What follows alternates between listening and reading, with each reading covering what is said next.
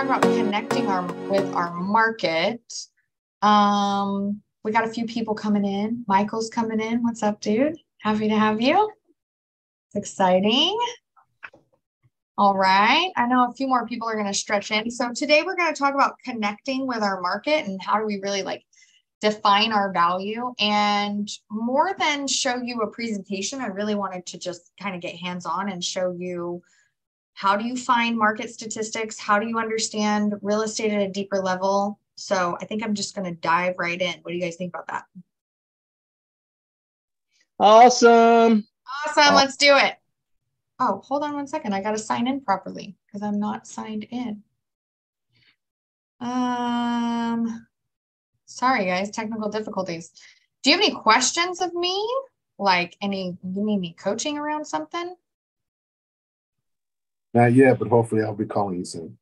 Okay, I love it. All right. info@gmail.com.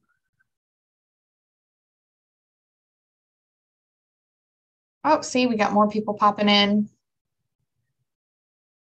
Now I can share my screen. All right, cool. All right, so let's talk about how do we understand our market on a deeper level, and really real estate in general. So where do we find market statistics? How do we find really accurate information? The news is not a reliable resource at all anymore. It really stinks.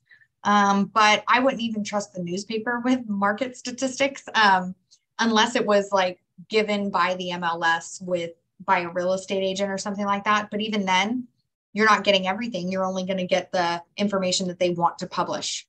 And who knows what kind of spin they're trying to put on that day. So I always recommend that we go directly to the source. And so I would go to MetroList. So in order to get to MetroList,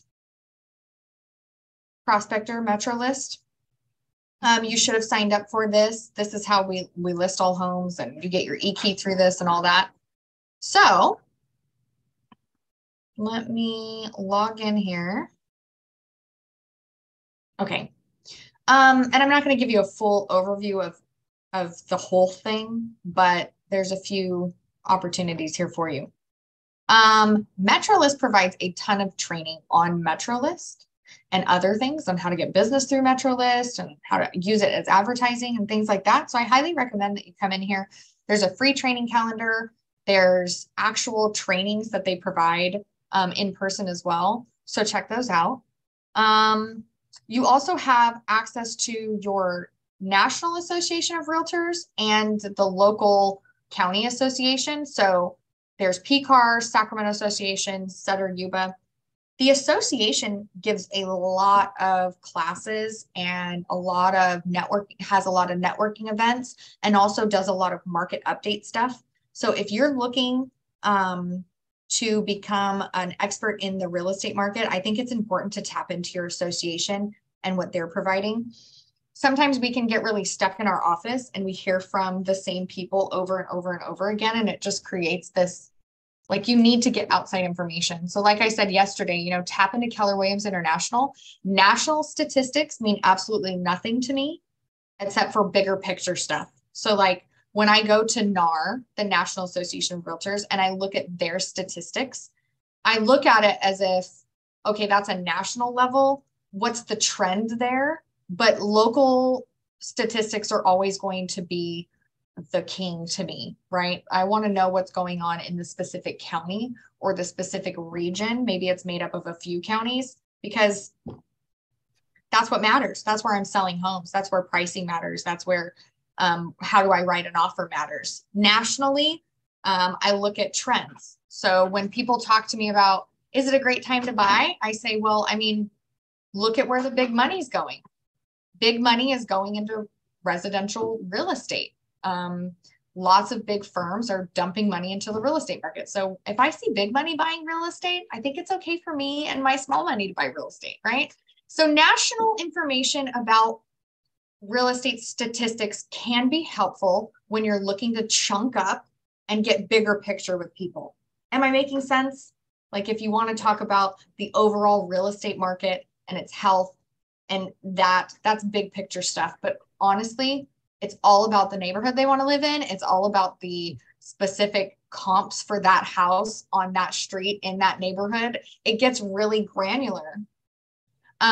So when people talk to me about, is it a good time to buy right now? I'm like, oof, that's a loaded question, really loaded question. Really depends on where you're buying and your personal situation. Okay, so I've talked about your associations, and Keller Williams International always has opportunities for you as well. So how do you find local stats? In Metro, or the MLS, which is the metrolist.com arena, you can, on this first page here, you can click on these tools down here, and Trend Vision would be where you would find local real estate statistics, and you can pick it by county. So there's two ways to get to it. You can click right here on Trend Vision. It will open up a separate window, and it will look like this. And then you can also click into the Prospector MLS, which is where all the houses are, right? So you can click into Prospector. And once it allows you to log in completely, you can see here that there's a trends button at the very top. It's the same thing. It will open up a dialog box. Same. Oh, where's my dialog box? Same thing. Okay, so there's just two ways to get to it. I'm gonna go back to that. Your MLS, you have this dashboard right here that you can use, and you can change this around, like you can move stuff around, but there's a market watch right here in front of you. Your market watch is going to update you on new listings, back on market, price increases, price reductions. You can go all MLS wide. You can add a specific search. So if you just want to know what's happening in all 3 zip codes of Natomas, you can create a market watch for Natomas. You can create a market watch for all of Sacramento County. I personally like to look at Sacramento County, El Dorado County, Placer, and Yolo. Those are the 4 counties that make up our local area that I look into on a regular basis. You can also change the days back. So you can say last 7 days, 6 days, 5 days, 4 days, 1 day. I like this because it's real-time information. So in the last 24 hours, there were 671 new listings in the MLS. This MLS is comprised of many counties, not just the counties that I listed. So this is all the Bay Area. Metrolist has a large coverage area. How about getting information from your loan agent as well, local? Yeah, you can get information from your loan agent, but to be perfectly honest, they're getting it from here, and you have the access. Yeah, right. So as a real estate expert, I would not go through my lender. Really, I should be giving my lender the statistics. I'm gonna try to connect headphones here too, guys. So bear with me if let's see if I can get these connected. We'll see. Is this also good? Does this also tell you houses that are coming up for sale, or just ones that have been listed? It's actually all of that. So oh, I can't get my speakers on here. Okay. So new listings, back on market, price increases, reductions. You can also look at actives, contingents, hold properties on hold, pendings, closed, expired, canceled, duplicates, all of it. So I like to look at this too. So let's just say we go for, let's add a search, and let's add, oh, I can't add one from here. Any search market watch. I can create a search. So I can go like this, search. Let's say that we want to have a market watch for residential single family homes, residential properties that are active.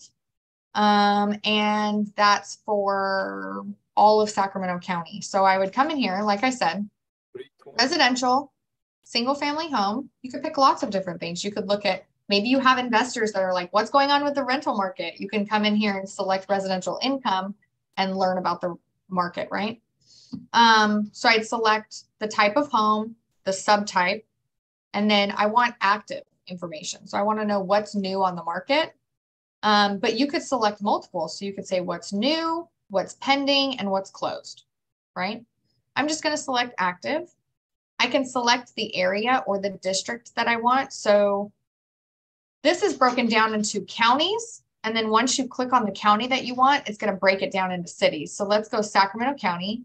And you can see it has every single zip code in Sacramento County. Now, for Sacramento County, for most counties like Sacramento, Placer, Yuba, Eldorado,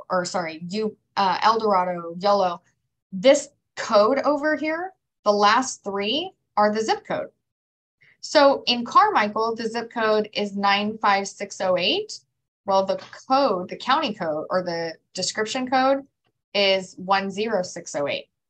I don't know why they did it. It makes it so confusing. I wish they would just put the zip code there, but that's what they've chosen to do. So if you're looking here and you're like, well, they said they want to live in 95757, then you can come in here and say, oh, 10757. That's what they were talking about. They were talking about Oak Grove. Okay. I'm going to say all of Sacramento County. So I select Sac County and then I can hit check all and then I hit okay. And I don't care about bedrooms and baths. I just want a market watch to tell me when new homes come on the market. I want to know every new home that comes on the market. Okay, great. So I create my mouse. Did my mouse just die? Oh, there we go. Okay. So then I would go here and I would click save. And I want to save it as a search. And then you can see here that it's a market watch. So I would say, I want market watch on, and I would say Sac County actives, right? Or you can name it whatever you want. There's also more options too. You can display it in a certain way. You can sort ascended, descended. So there's some options here. You can play with it. I don't really care about all that. I'm really just worried about the Sac County actives. So I can hit save. Then when I go to my main page, so I can click the home dashboard. Now I've got an option here. My mouse is being weird.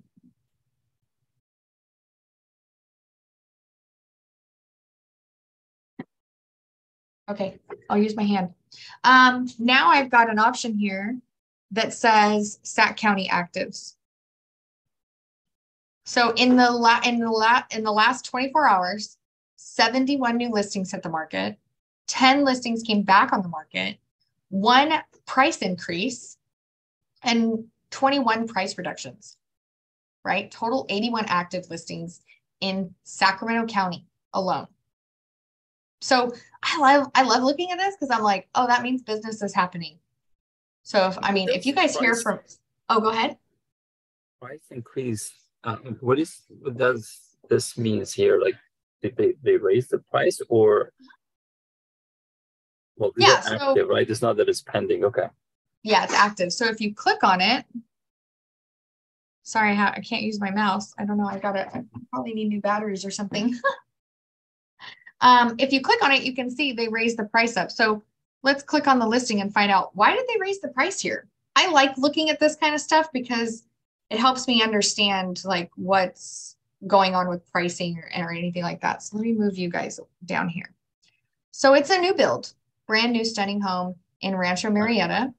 If you want to know what the price was before, you can actually click on property history in the right-hand side. I'm sorry, I don't have my mouse to show you guys, but property history is right above the listing number. If you click on property history, it will take you back and then you can see what's been going on with this listing. So we got a lot going on here, right?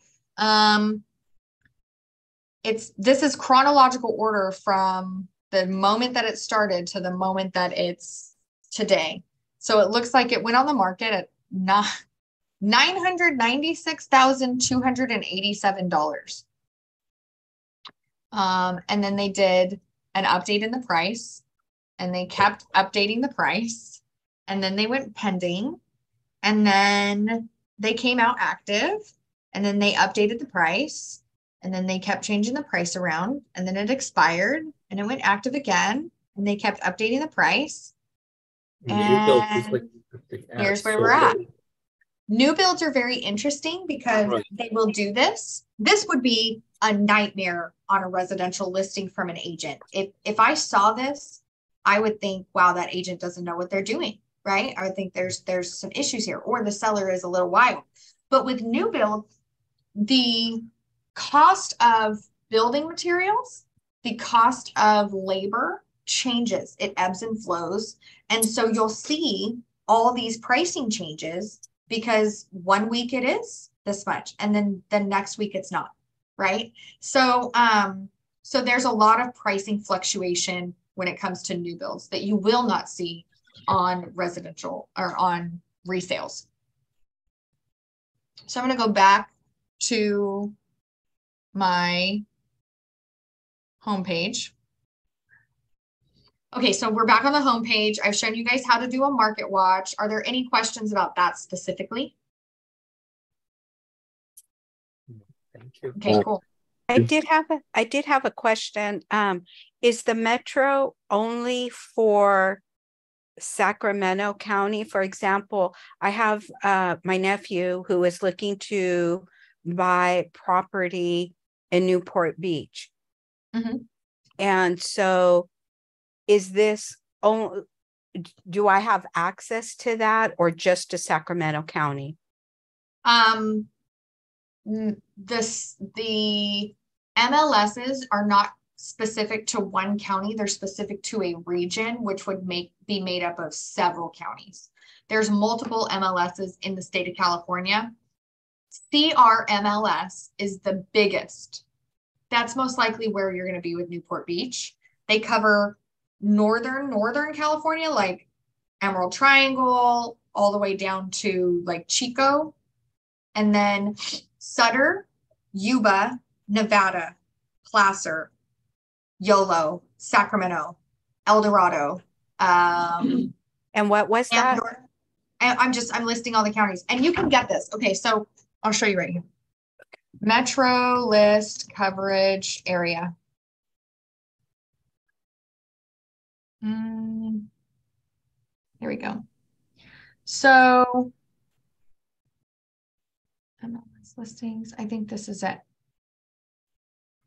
So, oh, and you can't even see it. Metro list MLS. Here we go. What was the name of the metro list? The C. So Metro list is ours. Metro list covers all of these. I'm showing you. MLS covers all. Where is it? Man, it's hard to find a single map that does this anymore. Let me see here. There we go. MLS. Nope, that's not right. Maybe it's this. Here we go. This is it. Okay. So this is Metro list covers all of these. However, like Metro list covers Yolo, Sac, San Joaquin, Stanislaus, Merced, all of those in red, right? That's what you automatically have access to because you signed up with Metro list. However, Metro list also covers Butte, Yuba, Sutter, Colusa, and all these others. You have to do a co-op to get into those. So you're signed up with Metro list, you paid your $200, you paid your whatever for the thing. And then say that you want to go over into Contra Costa and Alameda, then you would need to pay what's called a co-op fee. It's usually about $45, and then you can use their lock boxes. If you want to list property in the MLS there, then you have to pay another fee, right? You can outright join all of the MLSs if you want, but that's very expensive. So you usually only do it when you have a buyer or a listing, right? Okay, so obviously this only goes down to Monterey, and then you're going to be in a different category. So I believe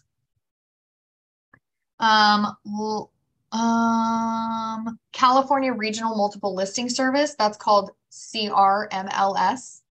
That's who you're going to want to look into.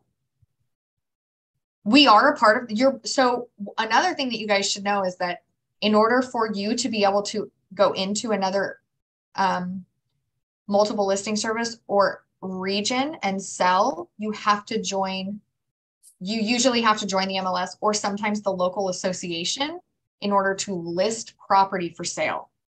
Buyers, go for it. They can't make you do anything. It's just, if you don't sign up for the MLS, you may not have access to all that information, like all the listings. But hey, you've got a KW website that's hooked up to every MLS. So you really don't have to. Like if I was helping a buyer in Newport Beach, I probably wouldn't join the MLS. I would just say, use my website, use my app, send me what you like, and let's go take a look at it. And then now the issue is getting access into the properties. Because if you're not part of their MLS, you can't use their e-key. So I would call and just ask some information, find out what you need to do to sell down there. You're not listing anything. I'm just helping a buyer. How do I get into houses? Okay. And then they'll like, yeah, absolutely. Happy to help. Okay. So that's good to know where you get information. If I want to list, like I had to list a property in Angels Camp, which is in Calaveras County, and Calaveras County has their own MLS, and they like to charge people a great deal of money to join it because, I mean, think about it. Do they really want outside agents coming in and taking up the business? Right? I mean, we're looking at rural properties here. There's only so much business for them. So they do make it difficult. The more rural you get, the more difficult they're going to make it on you to join, right? So I couldn't afford to join them. So what I did is I used Zillow and my website to pull comps.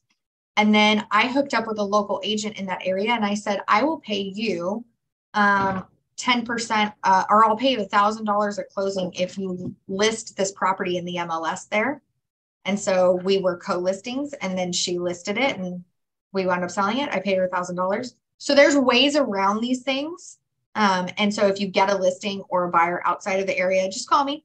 I'm real good at finagling my way into business and figuring out how to make something work. So we'll get it done for you. So yeah, that's that. All right, let's go back to Metro List and start talking about my real favorite part of this. Okay, so trends reports.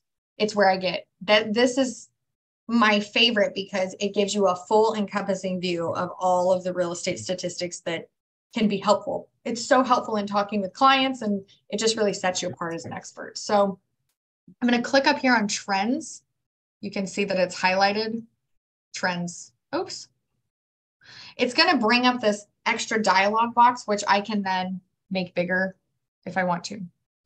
I'm going to move you guys over here.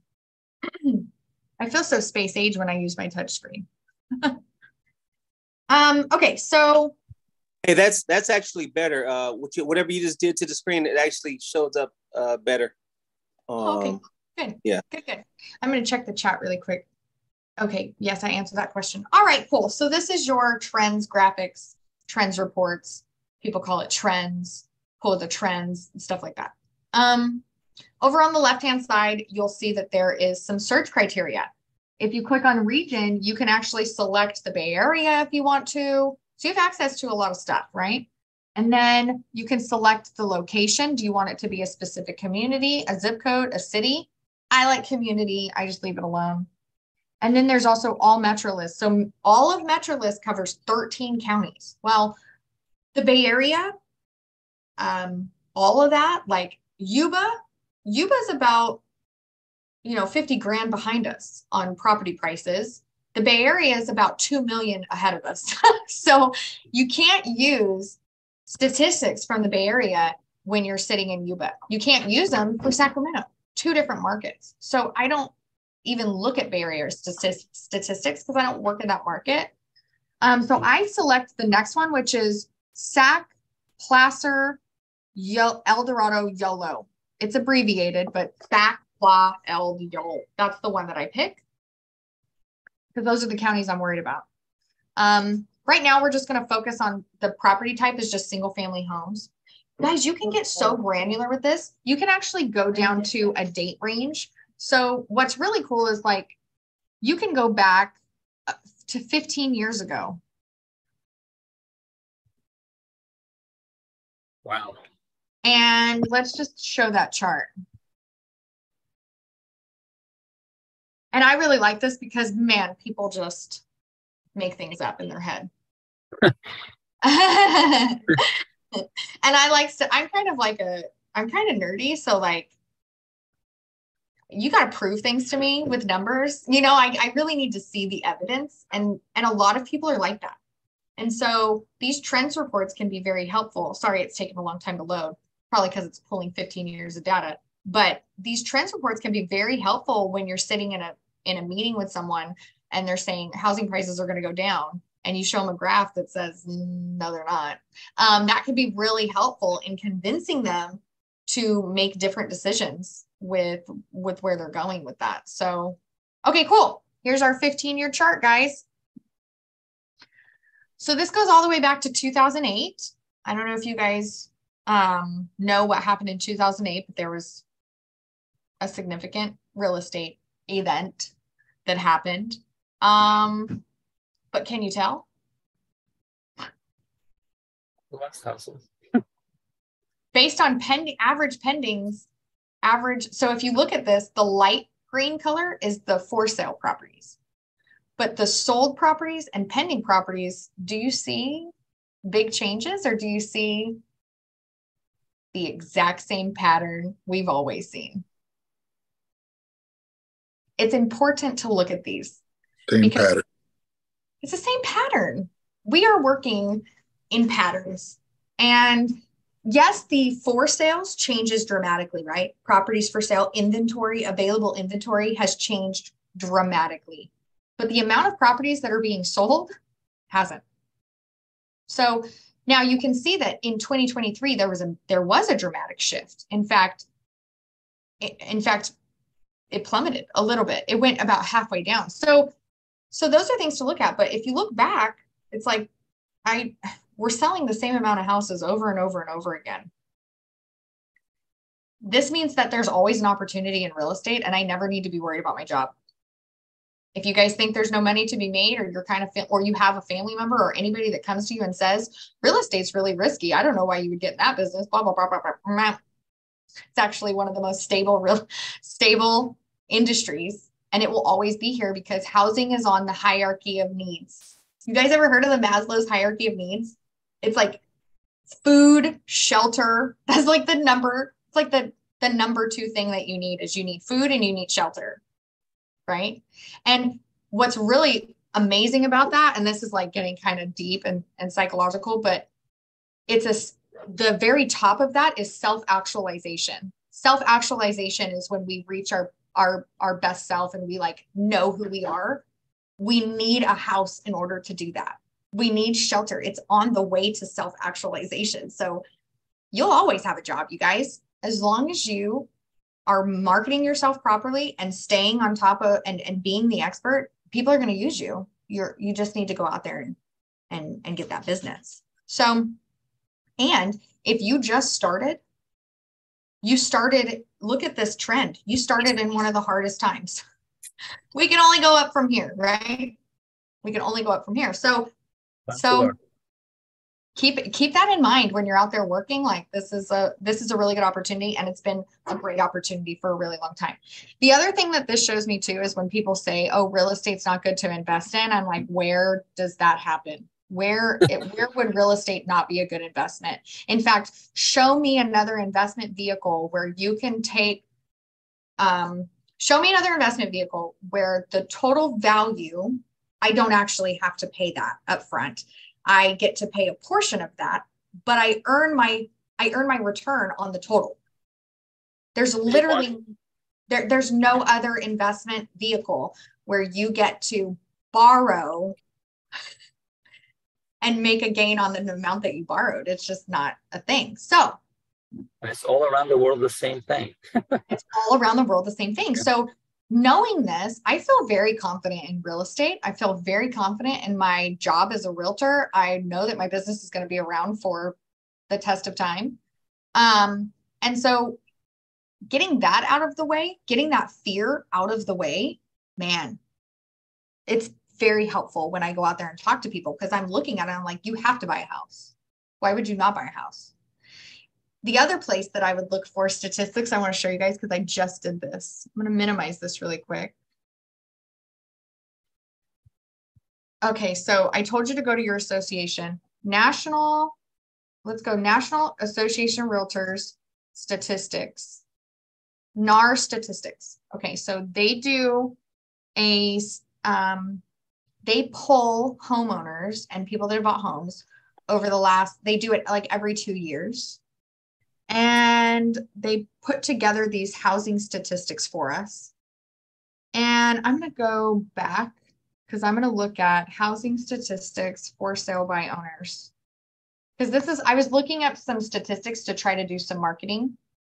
And here's some quick real estate statistics for you guys that I think helps me also with talking with clients and understanding the opportunity. If you look at this, it says realtor demographics, and then you go down and it says home buyer statistics, median age of first-time home buyers, median age of repeat buyers. It just goes through all this stuff here. It says, where do buyers find the homes they purchase? 51% found them on the internet.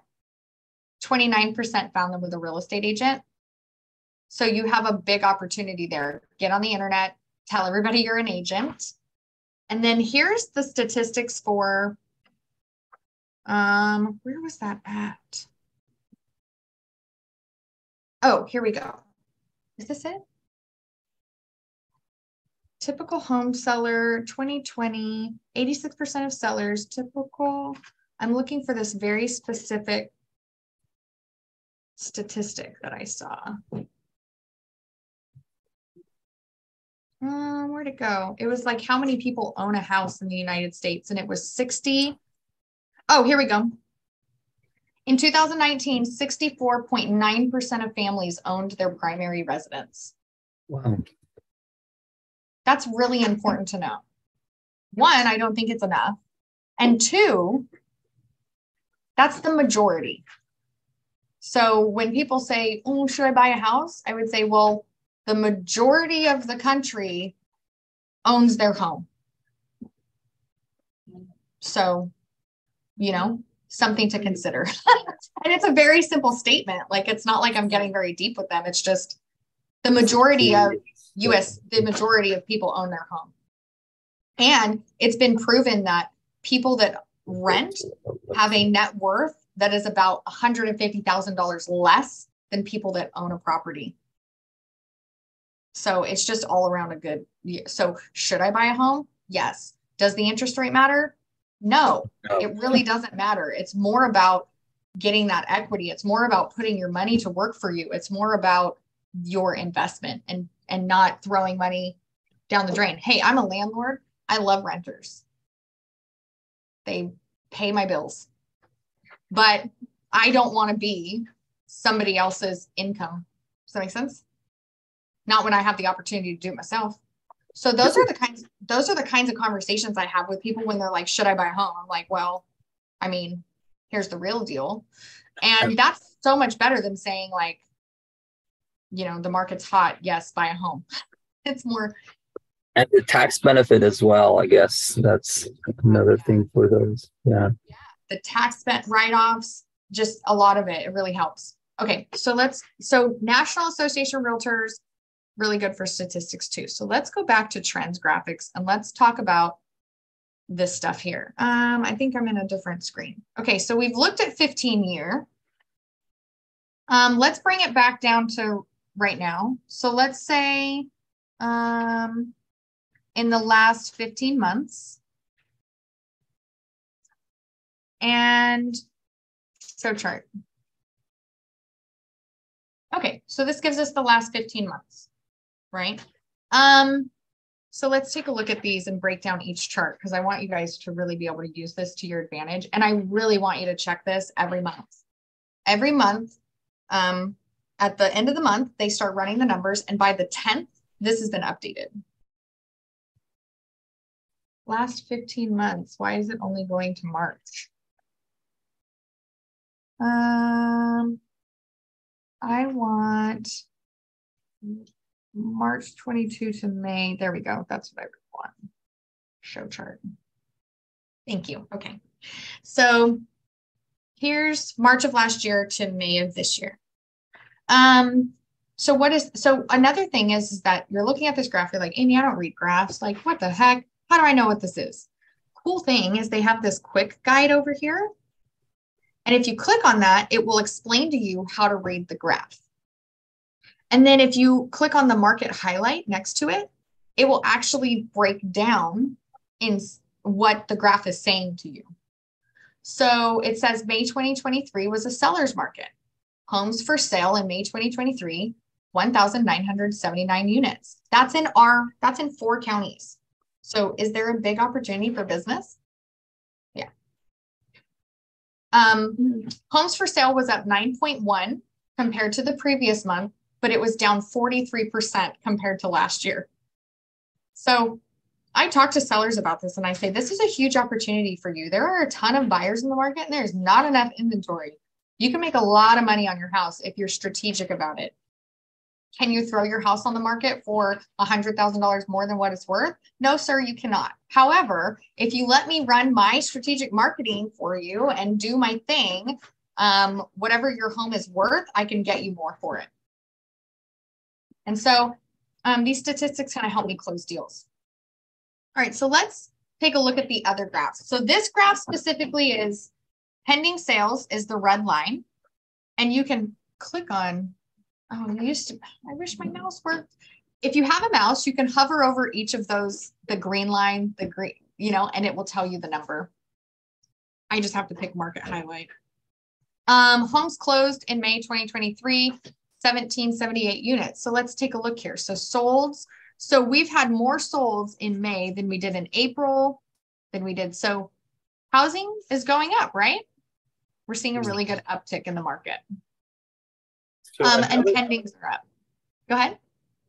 I have a client that this morning said he wants to list his house with me next to spring. Should I tell them to sell now since it's vacant? I mean, it's not vacant. They have 2 houses. They live in Oregon. I would just want to know why next spring is important to them. You know what I mean? Right. Like next spring, there has to be a reason that next spring is important to them. And I would want to know that before I would try to talk to them about listing their home now. Right. It was one of those things that they wanted to. It was rented for a year, but he wants to get the $500,000 equity, no tax, I guess. Then do it. And no, he doesn't need to list now. He needs to wait. Because if he lists it now and he hasn't lived in it for 2 years out of the last 5 years, then he's, yeah. I'll be honest. No one's watching you, but no one's watching him. He can do whatever he wants. That's what I was thinking. Yeah. And it was just even less than a year that he rented it in between. And he's a university professor in Davis and retiring in a month. Yeah. But so anyway, sorry for distraction. No, it's okay. That's a great question. I mean, this is the stuff that comes up when you look at these graphs. You're like, oh, should I tell them that they should list? Yeah. My thing is that I would never tell a seller you should list. You have to list now because housing prices have only gone up. So if I told them you should list now, I would need to know that housing prices are going down and they're just not. And I can show you why I know they're not. So the next graph is the average price per square foot. And I love this graph because you can see right here that in January, we hit the bottom. How many of you have heard from buyers that they're going to wait because housing prices are going down? Like, I've had multiple tell me that they're not going to buy anymore because housing prices are going down. And I'm like, show me the money, like, show me the data. Where do you see that? So then I pull this up and I'm like, well, you were right last year. And then when housing prices got to the bottom in January, that's when you were supposed to buy a house. Unfortunately, housing prices are returning to the same that they were almost last year. So I don't recommend waiting because what you're going to see is that next year, the house is going to be worth 5% more than it was this year. And that's just a standard over the past, if we looked at this over the past 15 years, you would see a very, very slow step up. And I used to tell my clients before the big 2021 boom, I tell them, you're probably going to get about 4 to 5% every year. So you can count on that. 2020, 2021, 2020, part of 2022 was a crazy, crazy time. And people saw a 32% increase in their equity. And that's wonderful and all, but they also lost a little bit of that too. And so I think people are looking at that as like a normal thing, but that was not a normal thing. That was a frenzy. Normally you're going to see a 5% return. I think a lot of people are looking at 2000, they're looking at those events and they're thinking it's a bubble, housing prices are too high, all this kind of stuff, crash imminent. Housing prices being high is not an indicator of a market crash. The previous market crash happened because of fraud, literal fraud and illegal activities. and no, there was no regulations around it. So it can't happen again. There are too many laws in place. It's too hard for you to get a loan now for people to do what they were doing in 2006, 7, and 8. So a housing crash, in order for a housing crash to happen, we would need to see a catastrophe. We would need to see a true catastrophe. And most people right now are sitting on a 2 to 5% interest rate, and they have a ton of equity. And so we're not really seeing any foreclosure, a lot of foreclosures. We're just not seeing the signs of a crash. And so if you have any clients out there that are thinking they want to wait, you can show them this stuff and you can say, can I have a real conversation with you about pricing in the Sacramento area and what's actually going on? And then you can show them this. But average price per square foot right now is up 0.9 compared to last month, but it's down 6.4% compared to last year. So did we lose equity? Absolutely we did. However, that downward slope ended in January. So it's just something to pay attention to. Okay, let's take a look at days on market. This is important to know because a lot of clients will say, well, how long is it going to take to sell my house? And if you say it's going to take me 7 days, you might be wrong. So average continuous days on market was 30 days. That's actually down. Look at how 26%, almost 30%, we've reduced our days on market. Around January, February, we were all like, oh, what's happening? My houses are not selling like they used to. I'm feeling a little pressure here. Where's my paycheck? And now we're starting to see houses selling in a week again. It's all about pricing. The price is going to determine how quickly it sells, and marketing too. So price per square foot. Now, the other thing I like to look at is this red line.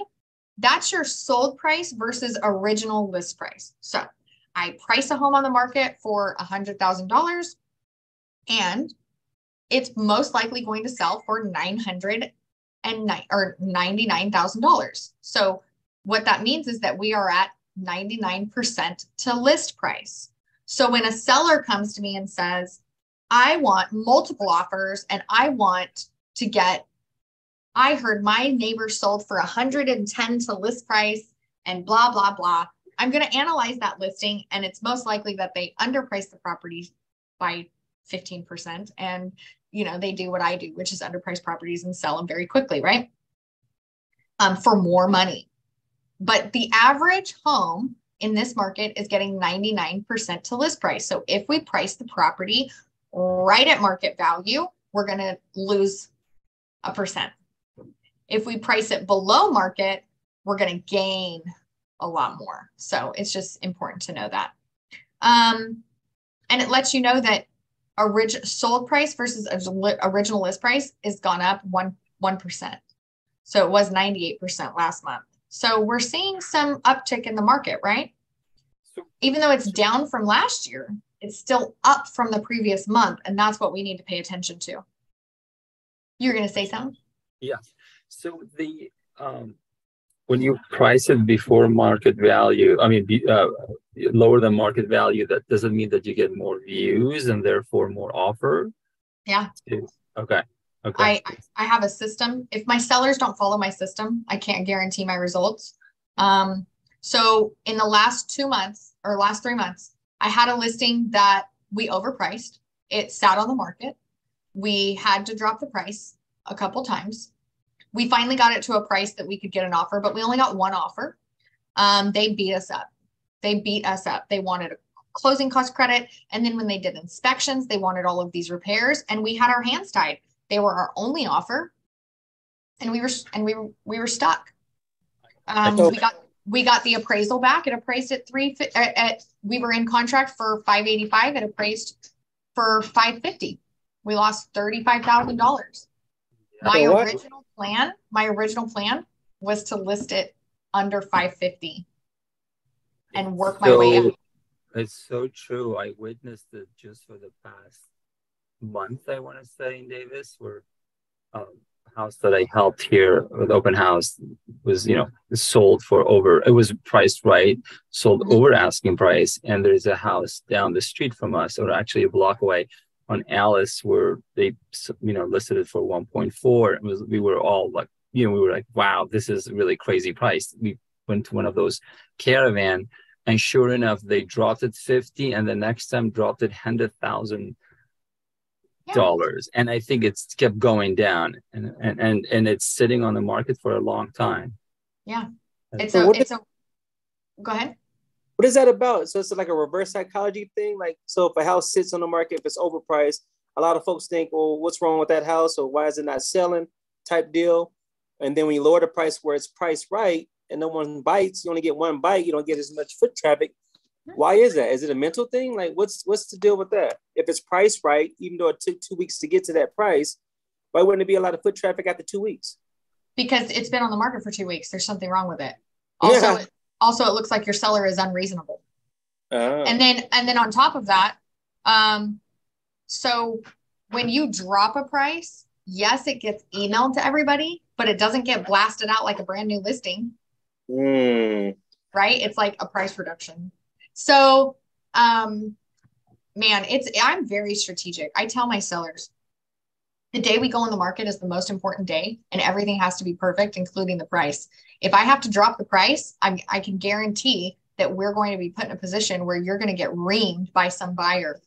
If you want to lose money, I'm all for it. You think you're going to lose money because I'm listing your property 35 grand under what you think it's worth, but I'm going to make you more money. In fact, I'll probably get you 40 to 50 grand over because I do this. And I've been doing it for 9 years. So the other thing is that this isn't something new that I started after the pandemic. I've been doing this for 9 years, and it's always worked. Always. You cannot underprice a property.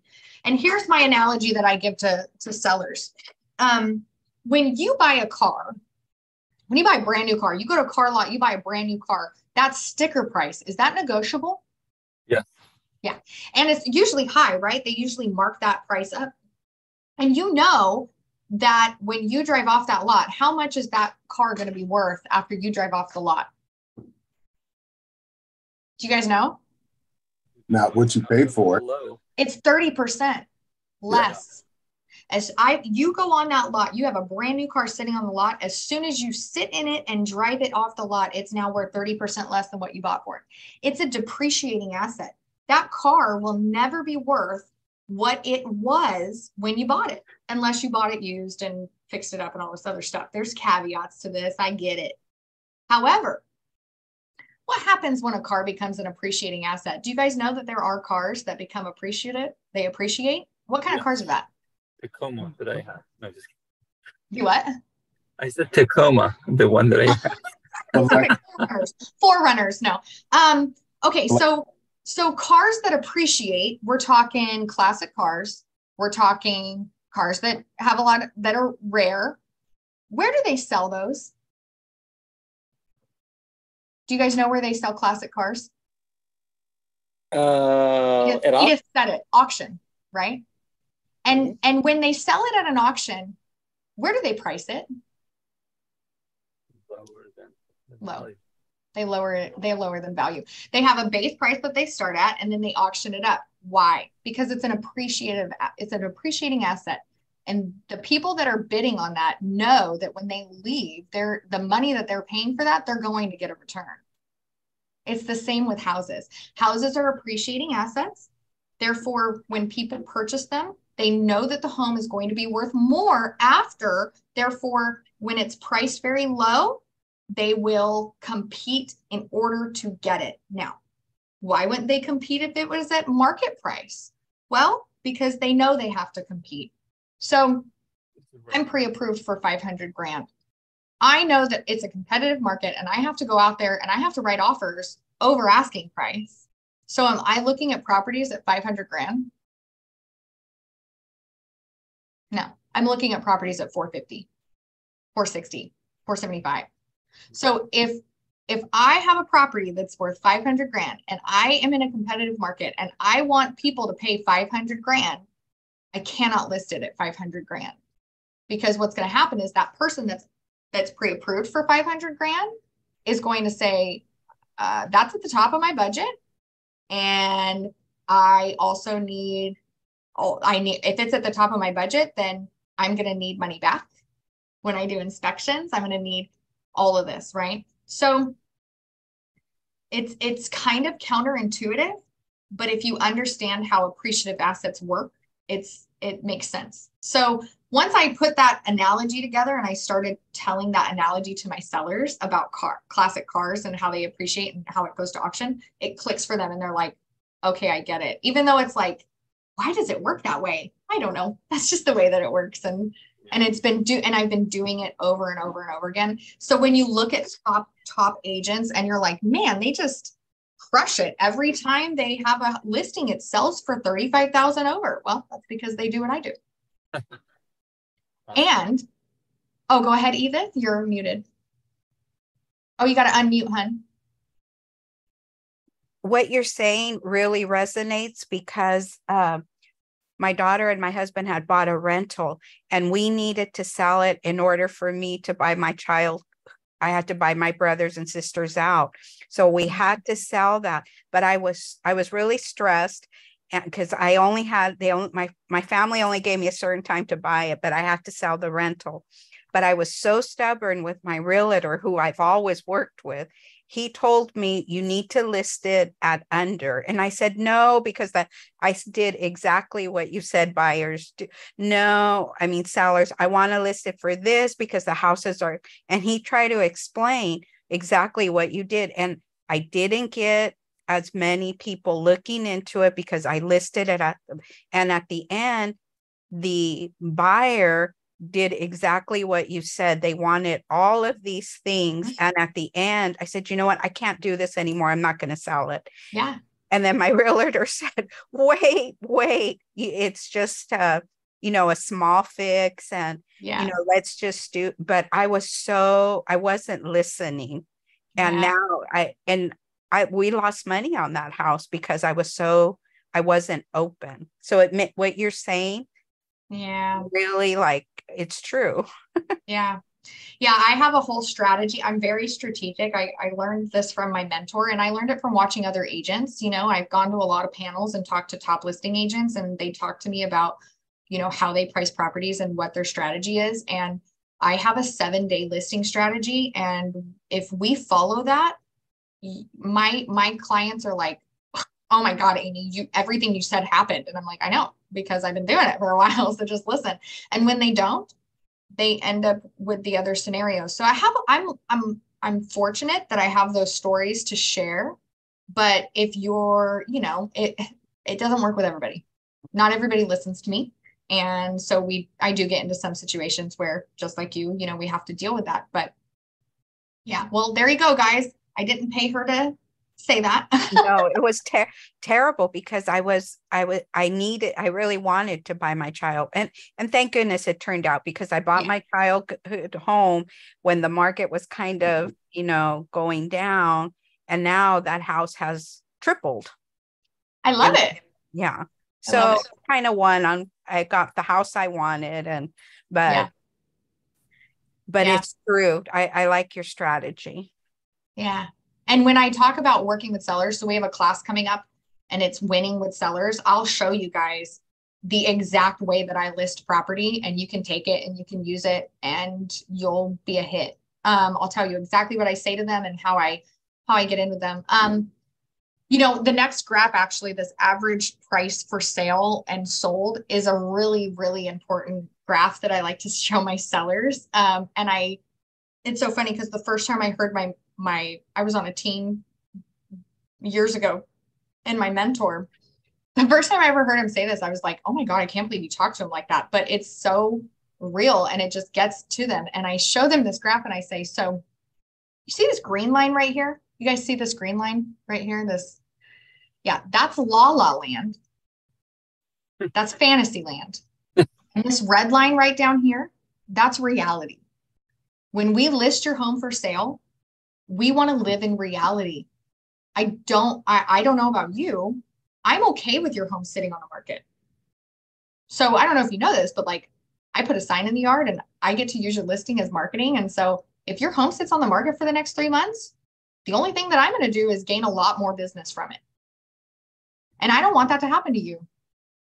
Every other realtor will allow that to happen. And I don't want that to happen to you. So I'm showing you this graph because you have to understand that all of these people that are listing their home at these crazy amounts, they are sitting on the market. And all of the people that have listed their home at a price that the market can bear, they've moved on. They got their money. So this is when I tie back into their motivation. So say that they like want to move to Texas or some crazy stuff. They want to go next to their kids or they want to retire, whatever it is that they motivated. I use that there and I say, look, this red line, they've moved on. They got their money. They're with their grandkids. They're hanging out. They're doing their thing. That's so true. Right? I said, by the way, this green line, if any one of your neighbors are on that green line, they're going to help us sell your home. Because people go out and they look at the green line homes and then they go to the next home that's in the neighborhood that's down here on this red line and they buy the red line because they're like, oh my God, this home is listed for this price. Oh, that other home was listed for that really high price. This is the better deal. So you can either be the house that helps other people sell their home, or you can be the house that sells. This graph really helps me show them that because they're like, oh my God, all those people are just waiting to sell their home. And again, market highlight, you can see here, average for sale price in the thousands. The average for sale price right now, this is insane, $1.2 million. But the average sold price is half that at $668,000. I mean, that's just flat out weird. Wow. I would say it's like either ignorance or it's what it is it's that they looked at 2021 and 2022 and now they want to cash in, but they missed the boat. They really did miss that boat. And so this is what I talk to people about opportunities in real estate. And I say, you cannot time the market. And if you try to, you're going to miss it. That's why you waiting for prices to go down, you missed it. Prices went down and now they're right back up. So let's move on from that. And then months of inventory will kind of show you how long is it going to take for every piece of, if all the houses sold right now, if all the houses sold, we've got about 1.1 months of inventory. So that means if people stop listing homes right now, we only have 1 month left of properties and then we're out. That's a seller's market. Okay. 3 to 6 months of inventory on the market is a neutral market, meaning that it's like even playing field. We got enough buyers to buy enough of the houses. 6 months and up, buyer's market. That means there's more houses for sale than there are buyers in the market. And that's when sellers start like begging people to buy their home, right? Now, you may have heard that you can see on this graph that like back in January and October, inventory was up to like around 3%. Around that time, we started seeing a lot of sellers giving concessions, right? Like they were paying all the repairs and they were offering credits. You probably heard it. You're like, oh, buyers are getting credits again and it's a buyer's market, blah, blah, blah. Sellers are really, that's not what was happening. What was actually happening is that they were overpricing their homes. They were overpricing their home. And it wasn't that it was a buyer's market, it's that you're being greedy and you want too much money. And you're now having to beg a buyer to buy your house because you're charging too much. When in all honesty, at that exact same time, I was listing property under market and still getting multiple offers and still getting over asking. So pricing is really key. And the number one enemy of pricing is the sellers, because they sometimes, they want to get the most out of their investment. And I understand that. That's my ultimate goal. So there's a lot of education that goes into helping them understand that I'm a trustworthy person and I'm not trying to sell their house out from under them for $50,000 less than what, So another thing is, I want to show you guys is that these graphics, can I right click? I can't right click on anything. You can actually download these graphics. You can right click on them with your mouse, save it, and then you can post them and you can tell little stories. So like I would save this and then I would click on market highlight and I would copy and paste what was in the market highlight and then I would post it. And that's just me getting out there and getting statistics out there. So I look like an expert and not just somebody that posts TikTok dances. You know what I mean? Like you gotta be balanced. We gotta be fun and we have to be knowledgeable, right? So you've got this. You can email this. So you can email this report out to yourself or anybody else that you want to. You can pick specifics and all that good stuff. You can print this report. So you can create a report and print it. My favorite of all time is market summary. So market summary creates a really cool thing for you. So I'm going to put my information in here. It will pull your agent info. I always say I'm the owner of my real estate company. So you guys, you are no longer an agent with Keller Williams. Let that leave your body now. You are the owner of your real estate business. So come up with a name. Come up with a name, get a DBA. I didn't do this when I first started. I just wasn't focused on this, but I think I kind of hindered myself in the long run because I was just an agent with Keller Williams for so long. Start it now. Start a company name now. Get a DBA. Do it all legit. And start telling people that you're the owner of your real estate business. It's a much better story than, hey, I just got my license, I'm a new agent, It's like, I'm in real estate, I own this business. So all of my stuff says owner of Main Street Properties. My Facebook page, my business Facebook page is Main Street Properties and my license number. And on my Facebook page, it says I'm the owner of that I'm the owner of that company. I don't have any Keller Williams stuff on my thing. And that's not because I don't love Keller Williams. Obviously, I've been here forever. I do. It's that I want people to see me in a light that makes them feel confident in working with me. Like I kind of want to church myself up, if you will, because trust me, y'all, ain't nobody going to do it for you. You got to do it for yourself. Right. So that's a little thing that I started doing and I think it's powerful. Okay, so I'm gonna enter my information. I'm gonna click download. And then it's going to create this very cool market summary. It takes my profile from the MLS and it puts it together. And what I like about this is I print this up every month and then I read it because this is what makes me an expert. And I just regurgitate the exact same stuff that this thing tells me to other people. So I started doing this early on and I got this one. Clients never ask these questions specifically, but I go show this property. I've been talking with this wife for a while. We finally go look at this vacation property up in the hills. They're from the Bay Area and we're in contract on the property, but we're in the inspection period. So that means that they can back out anytime. So if I F up, like they can back out, right? And so we're standing in the living room and the husband is there, right? Wife has been doing everything because she's got all the time. Husband's high power worker guy in the Bay Area. And he asks me, what's the absorption rate for this area? And I was like, who asked these questions? Do you guys remember what the absorption rate was? This graph.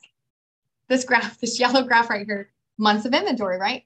And I'm like, did somebody like plant you? Ask me this damn question.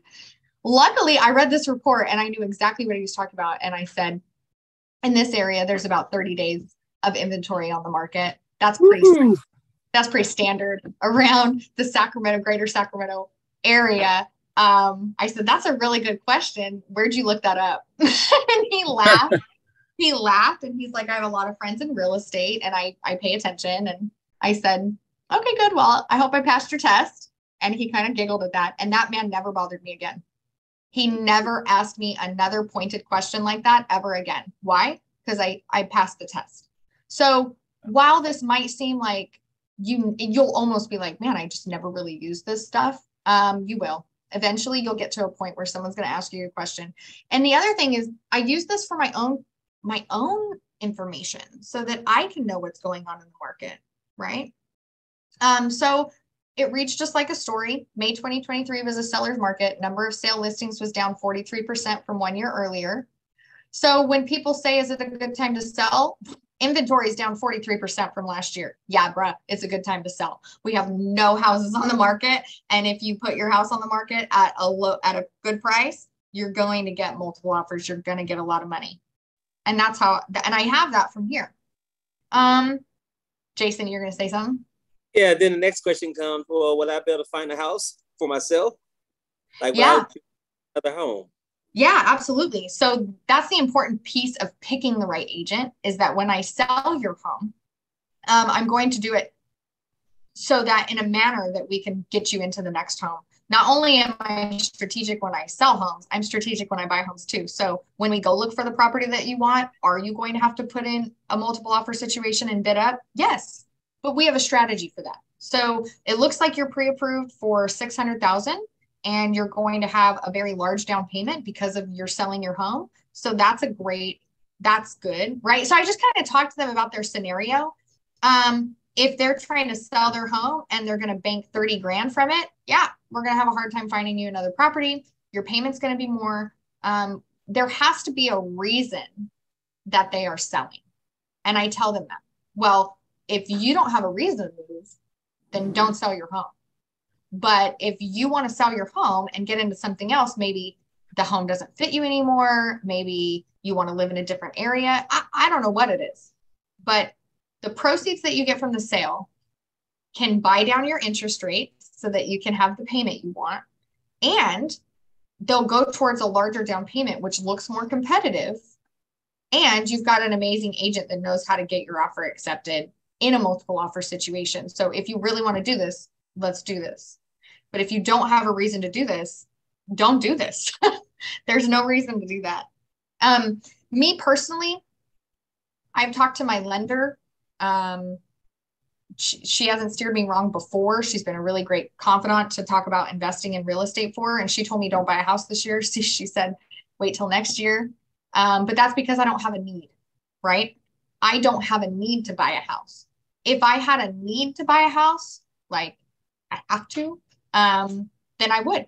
And I would buy down my interest rate and I would wait for interest rates to lower and then I'd refinance and we do all that stuff. But as far as finding houses, I mean, we've just got a buyer into a property in a multiple offer situation, go Melinda, and she got them closing cost credits covered in a multiple offer situation. So it's not, yeah, that's what I would tell them is it's really more about, do you have a need? If you have a need to move, boy, I'll finagle it and get you where you need to go. And we'll make you happy with that process. And so that's what you guys get with me too, as your coach. That use me, call me and say, hey, I got this buyer. They're moving. This is the situation. This is what we're going to do. And I'm like, okay, this is how you plan that out. And this is what you're going to do. If you're out there doing it, like if you're out there working buyers and you're writing offers and you're having trouble getting it accepted, call me and let's talk about it. Call me and let's talk about it.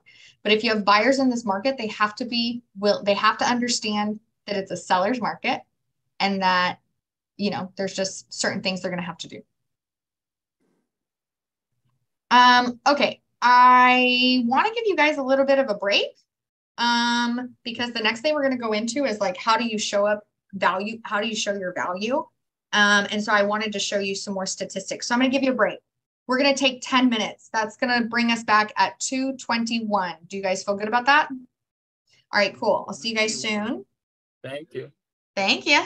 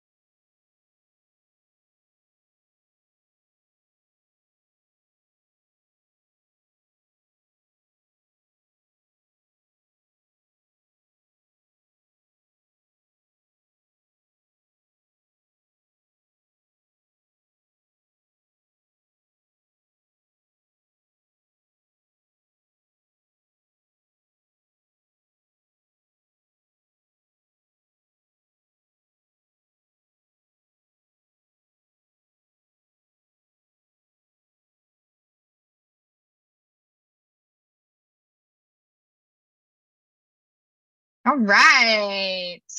Can you guys hear me? I put my headphones in. That's why. I could hear you. Perfect. Okay, sick.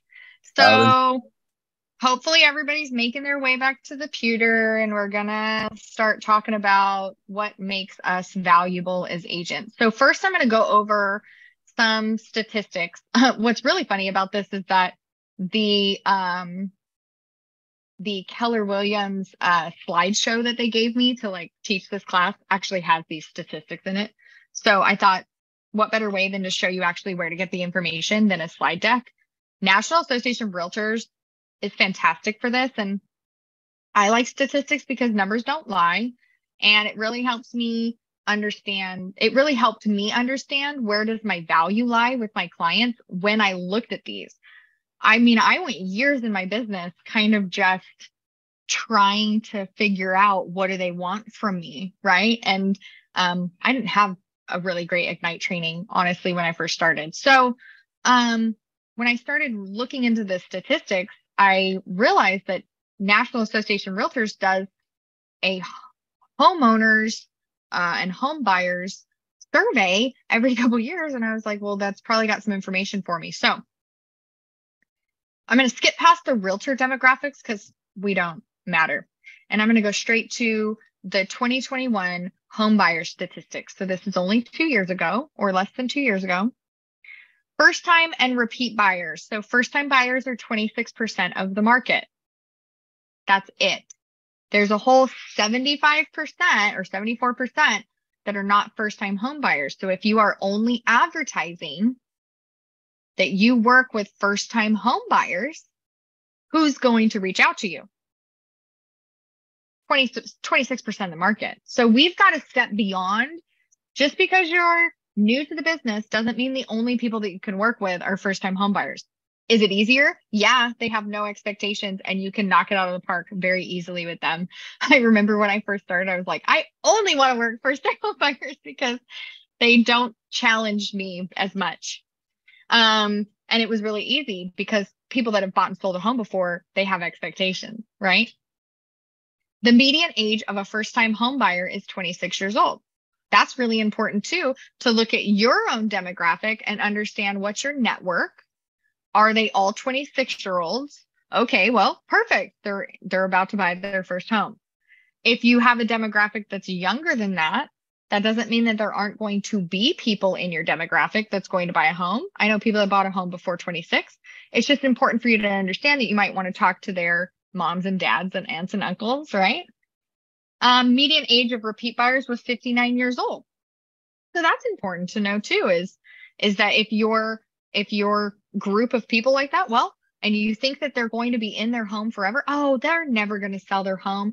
They're in their 60s. Well, it looks like right around that time, people are selling their home and buying a new one, right? So these are just things to pay attention to. There's opportunity everywhere. Median household income of first-time home buyers was about $71,000. This is an important thing to look at because when you're talking with people and pre-qualifying, it's good to know how much money they make, whether or not you're going to move forward with prospecting with them, right? So if you talk with someone and you say, what do you do for a living? And you find out what they do, and the average income for that living is $36,000 a year, are they going to be able to buy a home? Maybe not, right? Maybe not. So just keep these things in mind. That's why I love the forward script, because I ask people like, oh, hey, what do you do for a living? And then they tell me and they're like, oh, I'm a doctor. And I'm like, what's up, new best friend? Right. Or they tell me, oh, I do this. I'm an independent contractor. I've been doing it for a year. Oh, okay. Well, they might not be buying a house in the next year or so, right? These are the things to consider. I'm not going to do business with them, but I just keep these things in mind.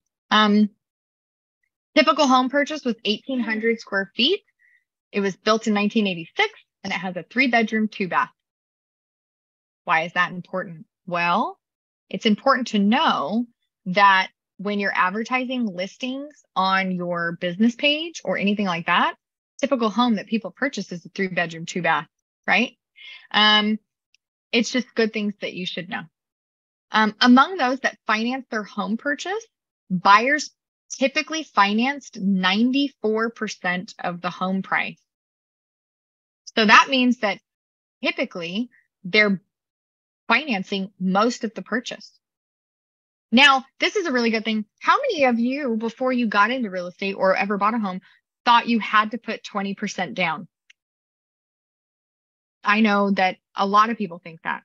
To this very day, I have friends reach out to me who have been alive in the last 10 years, and they say, I can't afford the down payment. I don't have 20%. And I'm like, what are you talking about? That's not even a thing anymore. So just know that you don't need 20% down. There are down payment assistance programs, especially for first-time home buyers. By the way, being a first-time home buyer means you haven't owned a home in the last 3 years. So if you haven't owned a home in the last 3 years, you get to take advantage of all the first-time home buyers, any incentives that are out there. And you're probably going to hear, what kind of home buyers and first-time home buyers incentives are out there? Well, that's not really my game. That's a lender's game. What are there? Well, you get to take advantage of the low down payment of 3.5%. Or 3%, you get to take advantage of possible down payment assistance programs. But hey guys, I had a client who bought a home, first time home buyer, down payment assistance program, sold that home, bought a second home, down payment assistance program. So down payment assistance it's not just because you're a first time home buyer, it's your income, right? It's your income that's going to determine that. So just keep that in mind. 86% of buyers purchase their home through a real estate agent. That's good to know. That really made me feel super secure. I'm sorry, what was the last sentence? 86% of buyers purchase their home using a real estate agent. I love that because when I got into this business, my dad literally was like, what are you doing? This is crazy. That's really volatile. You're a mom. Like, there was just so much concern. And I was like, why are you concerned about this? There's real estate agents that make money all over the place. But some of that creeped in and I got a little nervous. But when I saw these statistics, I was like, 86% of people use an agent to buy a house. So, I mean, that also means that everybody I work with or everybody I meet, I got an 86% chance that they're going to want to use me to do real estate, right? You'll learn that if you meet with someone, 75% of people only meet with one agent. That means that if I meet with somebody, I got a 75% chance that they're only going to use me. So that's why I'm super quick to set an appointment. I'm like, let's go get coffee. Let's go eat. Like, we need to meet in person. Because if you meet with me and you download all of your hopes and dreams, chances are you're only going to work with me. Buyers who would use their agent again or recommend their agent to others, 89%. Do you know that the statistic for people that actually do use their agent again is less than 20%? That's called the loyalty gap. And you guys should understand that 89% of people want to use their agent again, but only 17% do. Why? Because the agent isn't staying in touch with them. They forget who they are. They forget their name. They think they've gotten out of the business. It's just crazy. So if you close on a purchase, you need to stay in contact with that person, because when they go to sell their home, I don't care if it's 10 years later, you're still going to be here, right? You want to make that money. You want to be that agent, but you're not going to be if they think you don't care or you're out of the business. So even if you just shot them a happy birthday, happy home anniversary text every year, you're going to get that, right? Okay. Where buyers found the home they purchased, 51% found it on the internet, 29% found it from a real estate agent. Those are important to know because that's why you signed up with Keller Williams, because we have a website and we have tech and we have a home searching app. They're using the internet and they're using you. So 51 and 29 together, that's pretty much all of the market. So you got to use your technology because that's what people are looking for. Yard signs, open house signs, 4%. Friend, relative, neighbor, 10%. Home builder, less than 1%. And it just goes down from there. So the last 5 of these are really cool when I'm talking to sellers about listing their property and they say to me, are you going to print an advertisement in the newspaper? And I say, that's really sweet. And I completely understand why you would want me to do that. However, statistically, less than 1% of people are looking in the newspaper for a house. It's just not going to be viable to do that. What's really important is that my internet marketing is top notch. My internet marketing is where everyone's going. And that's what, the sign in the yard. One time I listed a property out in the middle of nowhere and I didn't get a sign in the yard in time because getting a sign in the middle of nowhere is actually really difficult.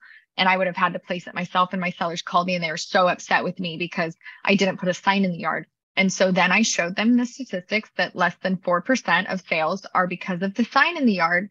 And they were like, oh, well, okay, that doesn't seem like a big deal. I'm like, I totally get it. You know, when you first bought the house or many, many years ago before the internet, the yard sign was how people found homes, you know, like you drove around and looked for signs. So when they were purchasing 34, 40 years ago, that's what people did.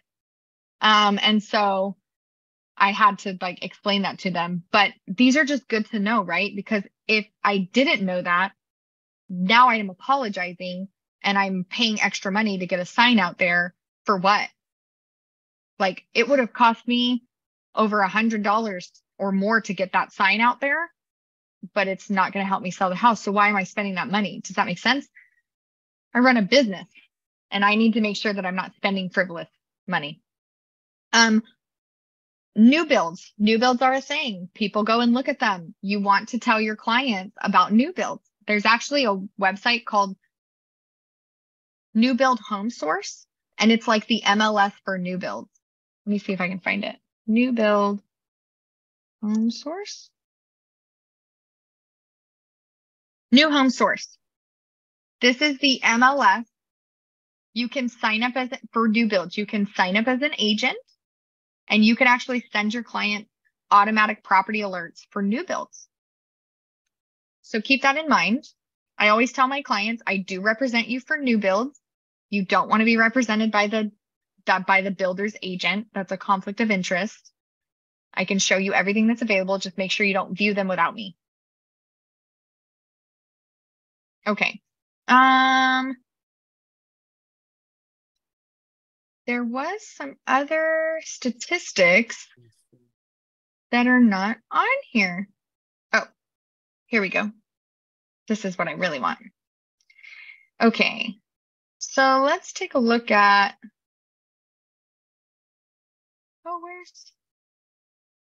are they selling it to me? They're trying to sell me something. That's not fair. That's not fair at all. Well, what I was going to show you was something else. And it's basically what buyers are looking for in an agent. And it's a whole graph. But the number one thing that people are looking for in an agent is their reputation. In fact, it's like 32% of buyers, when they were polled and asked, you know, what are you looking for in an agent? They said, I want an agent with a good reputation. And then the second largest percentage was about another 30 or something percent. And they wanted it to be a friend or a family member or somebody that they knew.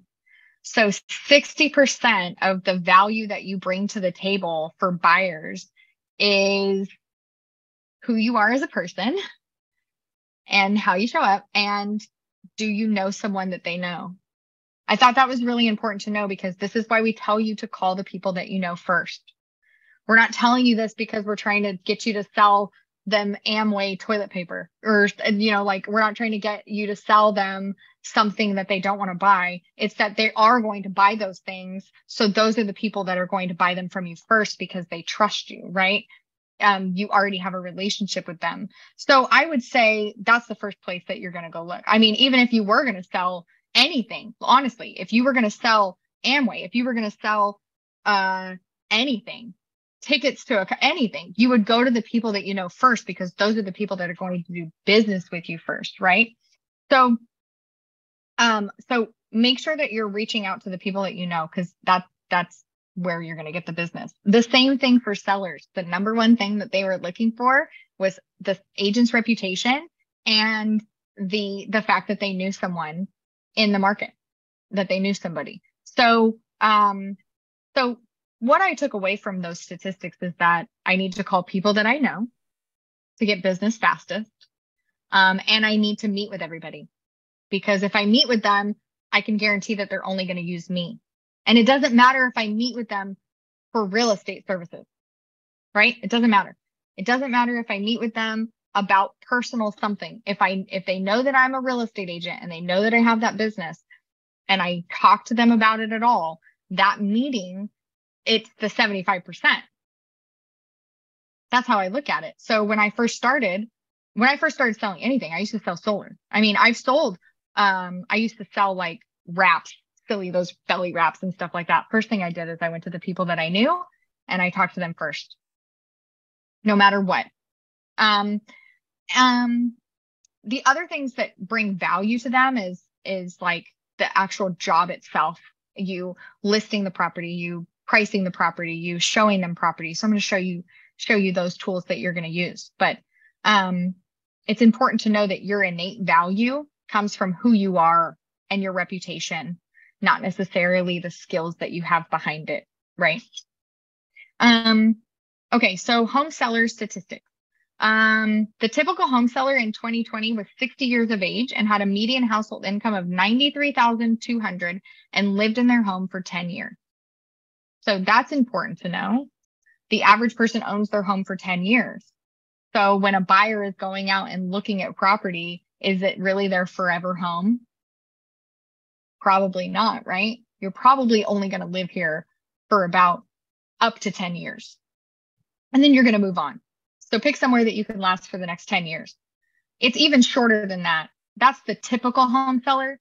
We usually say people hold their homes for about 5 to 7 years. Okay. 86% of sellers were assisted by a real estate agent when selling their home. Right? 86% of sellers were assisted by a real estate agent when selling their home. So that means that for sale by owners are less than, what is that, 14%? Right? Recent sellers typically sold their homes for 100% of the listing price, and 38% reported reducing the asking price at least once. So most sellers are selling it for 100% to list price and 38% reduced the price. So do you think pricing is important to them? Right? Getting the price done the first time is important. The typical home sold was on the market for 2 weeks. 2 weeks. That's across the nation. That's across the nation. 36% of sellers who used a real estate agent found their agents through referral by friends or family. 27% used the agent they previously worked with to buy or sell a home. So 36% of sellers found somebody who's their friend or somebody, a referral. That's important to know. And only 27% used who they worked with previously. That's it. Sellers who definitely would use the same agent again, 73%. Why is there such a large gap?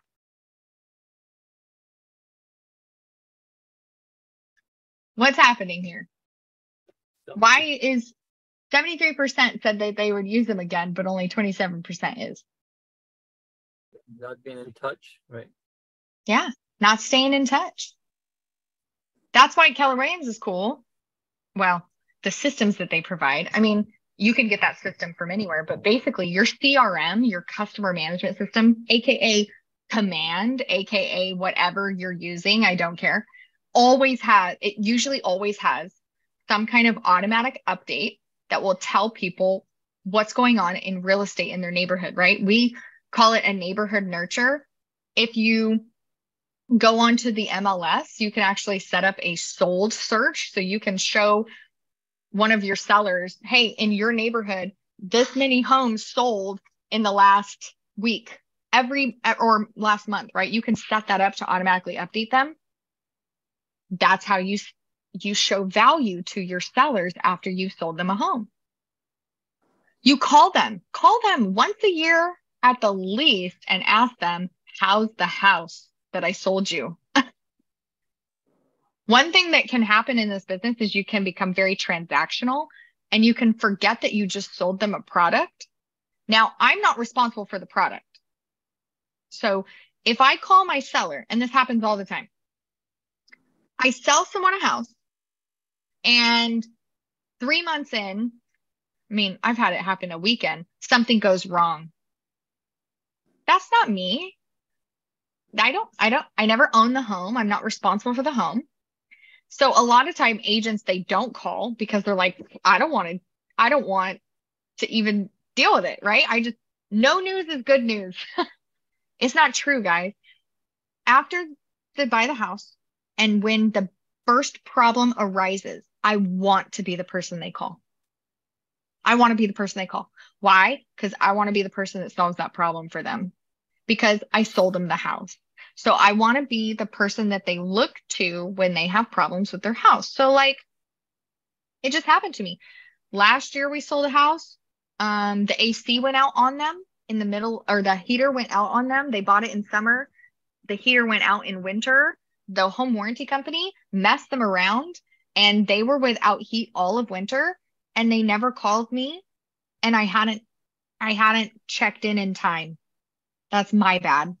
I checked in on them and they said, we've had a hell of a go with this heater situation. And I said, tell me more. And they told me about it. And I said, y'all should have called me immediately. I am on this. I reached out to the home warranty company and I lit them up. And I said, what are you guys doing? My clients are without heat. Sometimes I need to be the bully, right? So I go and I got them a new heater. They freaking love me, man, because I didn't shy away from the problem, right? And again, this is why you have a coach. So like, if this happened, call Amy and be like, what do I do? How do I help, right?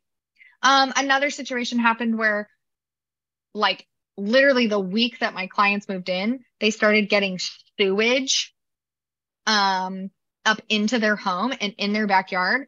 And that's really strange because we had a sewer line inspection. So, and that was cleared. So they called me and they're like, hey, what's going on? I'm like, hey, how's it going with the house? And they're like, well, we've got sewage in our house and we've got sewage in our backyard and we closed a week ago. And I was like, ooh, okay, let me call the company that we got the inspection through and I will get you guys hooked up. So I called the company and I talked to the owner and I said, bro, what's up? Call my client. I hooked him up. The company did the right thing and fixed it. And my client's really happy, right? So even the crappiest situations, that's your opportunity to show up as the white knight hero, right? That's your opportunity to be the value add. So I call my clients after they buy the home and I talk to them about how's the house? Do you need any help? Is there anything going wrong? Because if there is, I can point you in the right direction. Because I mean, when your heater goes out, are you emotional about it? Do you need someone to not be? Yeah. Right? My client's a straight pushover. Like they were like pushing them around for 3 months. I would have blown them up. They'd have been getting cussed at, called everything in the book. I'd have been talking to managers. You know what I mean? But my client's not like that. So I stepped in and I was like that and I got them what they needed. Jason, you had a question? Yeah, so I'm wondering, you brought that up. Are you required, is it a state law for you to be licensed to be a home inspector? Mm-hmm. Okay. Actually, no, sorry. It's not a state law. There are plenty of home inspectors out there that are charlatans, if you will.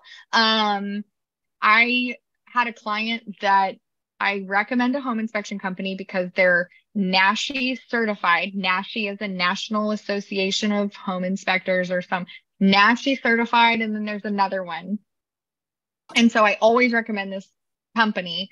And they said, no, our friend from church is only going to charge us $100 to inspect the property. And I was like, wow. Okay, cool. The guy came in, he inspected the property. He did a terrible job. He was there for 30 minutes. A home inspection usually takes 3 hours. He wrote up a terrible report and he charged him $100. I was Wow. like, what a good friend, right?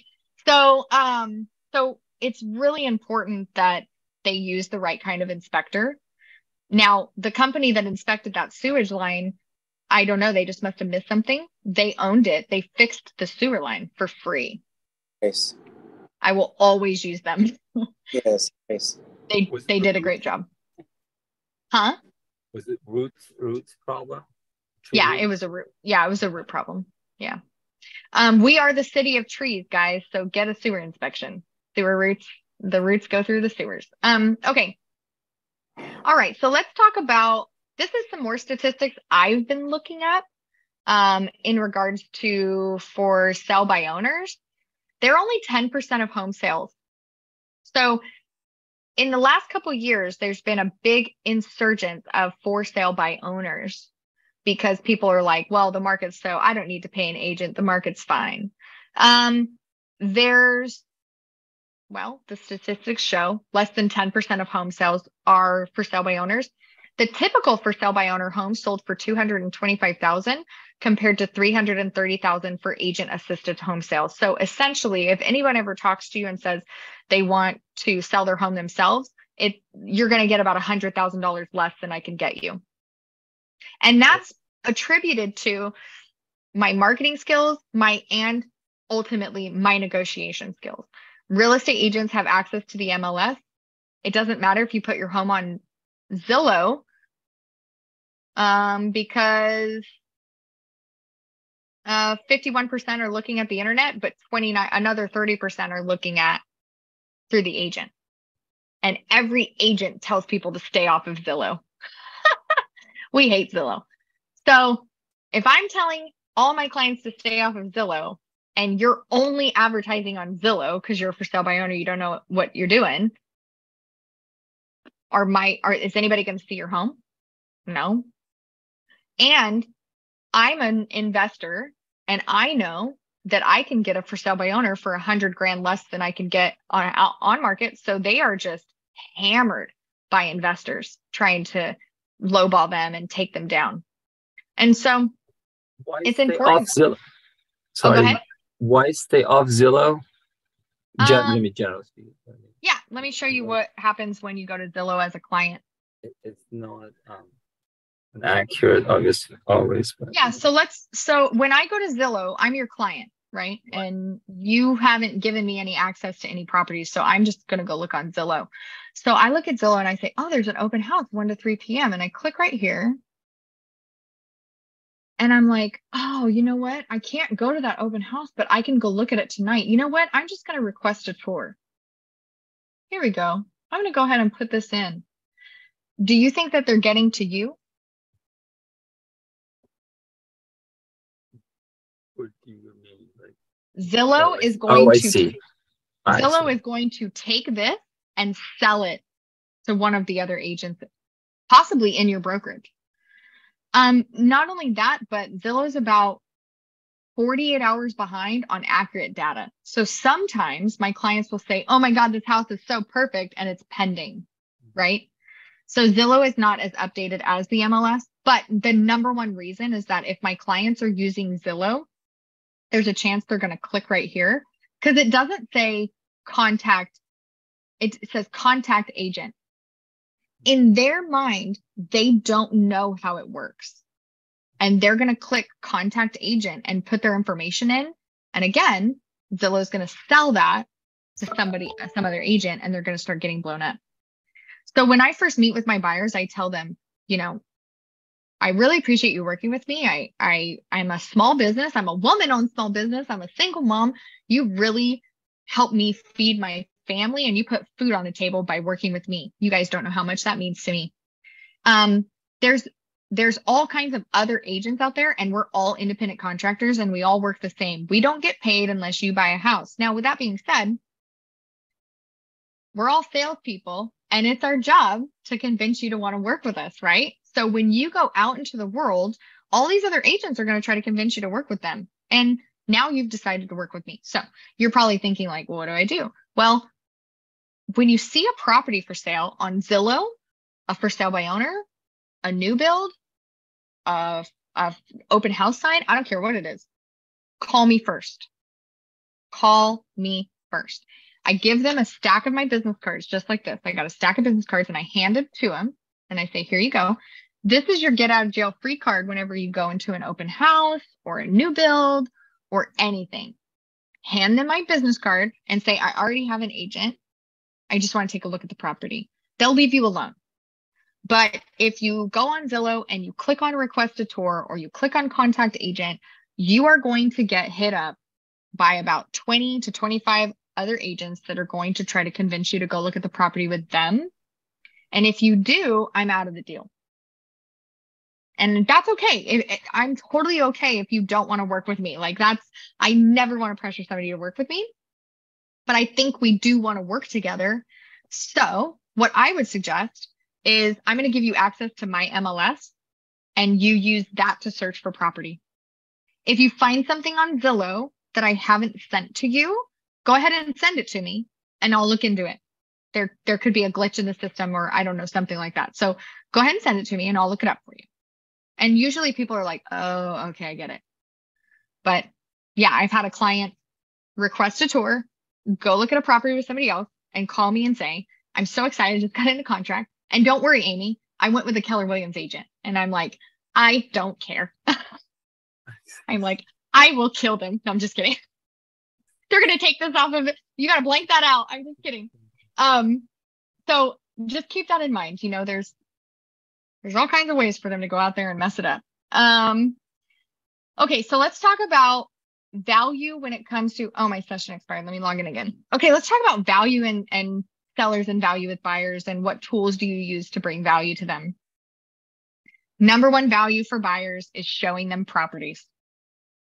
When somebody comes to you and says, I'm interested in seeing a property, if they're not pre-approved, if they're not anything, let me get into command really quick.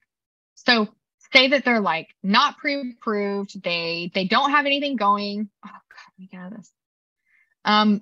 And they say, Amy, I'm thinking about buying a house. And I'm like, oh, okay, great. And then I say, well, what are you looking for? Where do you want to move? And they're like, oh, I'd love to live in Citrus Heights. I'm looking for a 3-bedroom, 2-bath. I'm like, cool, let's get you over to a lender. Let's meet. Let's get you over to a lender and you can talk to them. And then they ghost me because that happens all the time. What I do is I come into command. So this is command. I click on here and you see this contact button here. This is where all my contacts go. This is where all my contacts go. In fact, I have it set up to where if it goes in my phone, it goes into command. If it goes into command, it goes into my phone. They talk to each other. If you need to set that up, call Vince. Vince can help you. So let's look at my test subject here. So Test calls me, or Test and I talk, and they're like, oh my gosh, I'm totally ready to buy a house. I just need to get it done. And I'm like, all right, cool, let's meet. By the way, also, you might want to get pre-approved for a mortgage. And they're like, okay, great, yeah. And then they like, don't talk to me ever again. I come in here and I do a saved search. And I create a saved search. And they told me they want to live in Citrus Heights. So I go, Citrus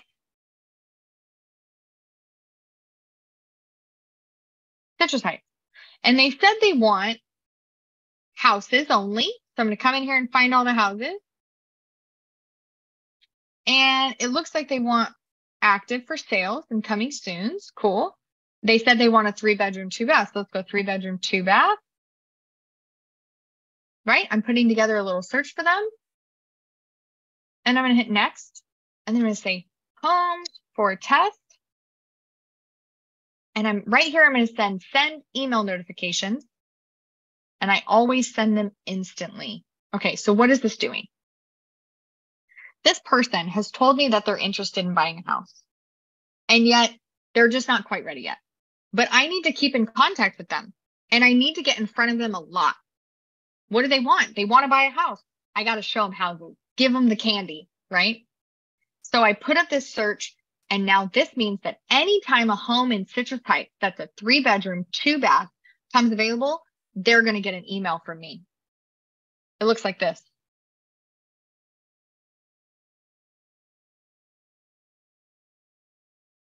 So it looks like this, and it's like, hey, here's a home. And look at how many I got. Homes for, oh, Does it show? Look at, oh, that doesn't work. But you can see it's all the time. June 15th, 19th, 15th, June 5th. So this is getting in front of them all the time and sending them what they want, which is the candy, which is homes, right? So say that Tess is actually a seller. And this seller, they tell me, Amy, we're thinking about selling the house. And I'm like, sweet, let's meet. And they're like, not ready for that yet. Hold up. And I'm like, okay, great. But I have their address. I can come into here, their profile in command, and I can click on this little pencil right here. And when I go into additional contact information, I can put their home address. So I put in their home address. Let's put in my real home address. You guys come over, bring me some food. Okay. Yeah, don't come over empty-handed. You ain't coming in. Just kidding. I'm a good host. I'd ask you in for food.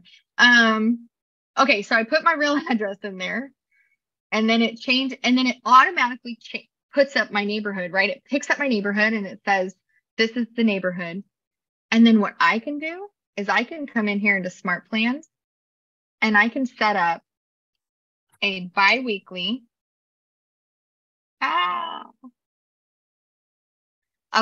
neighborhood nurture. This means every 2 weeks, they're going to get an email from me that looks like this.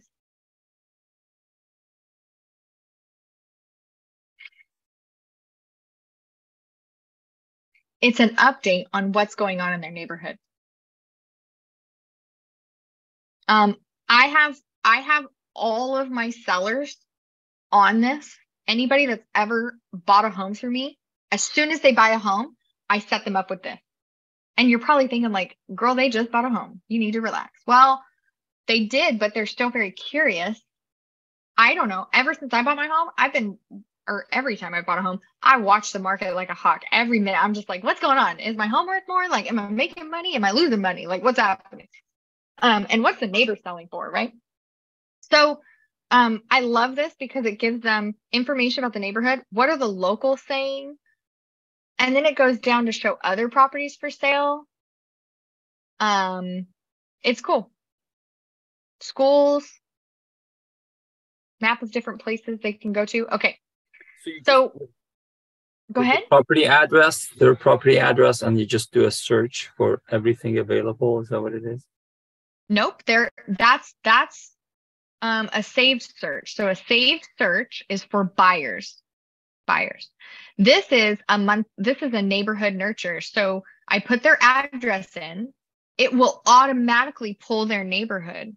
And then if I put in a smart plan of the bi-weekly neighborhood nurture, there's also a monthly neighborhood nurture. It will automatically send them about what's going on with their property. And that email that they get leads to this website. You have to have them saved in your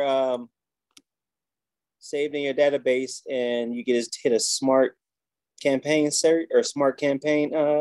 Yep. So they need to be a contact in your database. You need to have their email. You need to have their address. And the smart plan is called a bi-weekly neighborhood nurture. That's going to bring value to your buyers and your sellers that are not quite in with you yet. Okay. They haven't given you anything. I give a little when I get a little, right? So they gave me their address. They gave me their email. I got their phone number. We're talking. Okay. I'll give you an update on the market. Say that I have a seller lead come through my website and they don't ever answer. I still send them this. I got a buyer lead comes through my website. They never answer me. I still send them the save search. Sending them properties, updating them on the market, basic level of value. It's got to happen for everybody. So when you're going through your database and you come up on somebody and they don't own a house, call them and ask them, if you could live anywhere, where would you live? The best part about save searches and neighborhood nurtures is that the Keller Williams network is nationwide. So you can set it up to where, we have an agent in our office that's from New Jersey. All of his contacts are in New Jersey. And he was like, I'm never going to get business. And I said, yes, you will. Put everybody in, put all their addresses in, show them properties in New Jersey. He did that. And he had people come to him and said, all right, I'm ready to buy. He actually got them pre-approved with a lender in New Jersey and then sent it to an agent there and collected a higher referral fee because he'd prepped everything up. So I think that this is a really good opportunity for anybody with any network. You don't have to be in Sacramento. You can earn referral fees. And the people that live out of state, they probably know people here. And they might actually know people moving here. So don't negate anybody. Everybody gets on this system. Okay, so let's say, so you got all your database. They're either receiving properties or they're on a neighborhood nurture or both. And you feel really good about that. And then one of the people call and they say, Amy, I'm thinking about selling my home. Awesome. Let's set up an appointment, right? Because we're going to talk about this. Well, can you just send me information about what's going on? Yeah, well, I send you a monthly neighborhood nurture on what's going on. Yeah, but do you think you could talk to us about the value of our home? That's another value that they want to get from you. What's the value of our home? And I usually tell people that your list price, the value of your home, is determined by other homes that have sold in the area. So I'm going to send you the properties that have sold in the area. When we go to actually list your home, your listing price is very strategic and it's not the value. So let me send you some sold properties and my listing packet, right? So here's how I do that. I look up the property, the subject property. Let's say it's my house, 2509 Moscano. And I need to look up comparables. Now I have training videos on my YouTube about how to look up comparables. I'm going to do a quick and dirty, let's just get it done because in the nick of time, right? Because we're going over, and if you guys need to leave, I totally get it, but I want to show you this. So I will run comparables. Let's say I click this button. It says run comparables. This is not my favorite way to do it. It's not the correct way to do it, but it's a quick and dirty way. And these are all the homes that have sold around my neighborhood in the last couple of days or in the last 6 months. So then I say, okay, I'm going to send them. Here's all the properties that have sold. I'm going to go ahead and send them to them. I can do it a couple ways. I can send it to them. I can just email it to them. And I can say, hey, here's all the recently sold properties. Or I could create a market watch for them, right? Remember that market watch? So I could create a saved search for my clients so that same thing as in command, same thing. They're going to receive properties, but they get it. Oops, sorry about that. They get it directly from MetroList. So see how I pulled up the recently sold properties for this property and I pulled comps? I can actually save that as a saved search. Or I can save it as a prospecting. So a saved search is like, I can go and check it all the time. Prospecting is where I can save it as a new prospect. Let's go test. Save. I can put their email in here, right? AmyT@kw.com. They're one of my clients. And I can actually set this up to where they will receive. See this? So basically, let me go through this a little bit slower. So I can put their contact information here. I got their name. I got their email. That's really all I need. And then that search that I created is right here. It already has it in there for me. All I have to do is decide, do I want them to receive it automatically? Yes, I do. And what do I want them to receive? How often do I want them to receive it? So send auto prospecting email to agent. I don't really need that. Send automatic prospecting email to prospect. Yes. And then you can set it up to where they get a client portal and they can come on and do their own searches. You could set it up to where it goes to them daily, weekly, monthly, or ASAP. And this is also how you set up automatic property searches for buyers in the MLS. This is probably like mind blown. But what it is that you can come in here to contact, and you can have an entire list of contacts in your MLS that are receiving automatic properties. So can you see this? All of these people are receiving automatic property alerts from me. You're like, well, why do you have MLS and then why do you have command? Again, command is easy peasy, simple. I just put them in there when they're like, yeah, Amy, I might want to work with you, right? Like, they're just Amy, a lead. Amy, Yeah. that red number seem. I'm looking at some of them. They seem high, like 49, 78. Is that how many times you sent emails to them? No, that's how many. So let's look at this. 49. Gary Heaton. Oh, say. Let me go back. Sorry. Gary Heaton. These 49. That's the newly matched properties based off of his criteria. That he hasn't looked at because it's in the red. It's in red. No, that's just that's just the most recent that there's 49 properties that are in his. Oh, okay. Sorry. Let me tell you this. So there's automatic emails that go out to them and show them what's available on the market. And then there's also their portal. Essentially, I have a portal created for them. I have their portal. I can show you their portal, what it looks like. Where's their portal? Client portal. Okay. Let me go back to somebody that has something. So when I put someone in here as a contact and I set them up on an automatic property alert, I can set them up to receive sold properties, pendings, actives, whatever, right? So sellers get sold properties, buyers get actives. That's basically how it works. When I set them up in here, I could set them up to where they only receive emails from me. Also, I can set them up to where they have a portal. The portal looks like this. They see the portal. And then it's basically a user-friendly way for them to comment on property. They can look at listings that match their criteria. They can reject them, right? And put one in rejected. They can do a new search.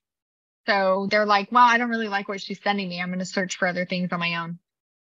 And then they can contact me.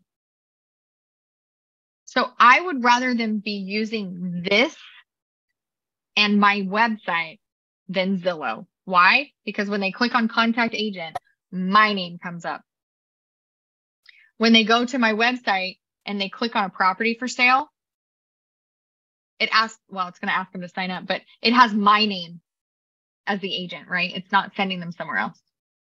And I guess another good thing about that is they won't receive any junk mail or any emails or alerts from any other companies, right?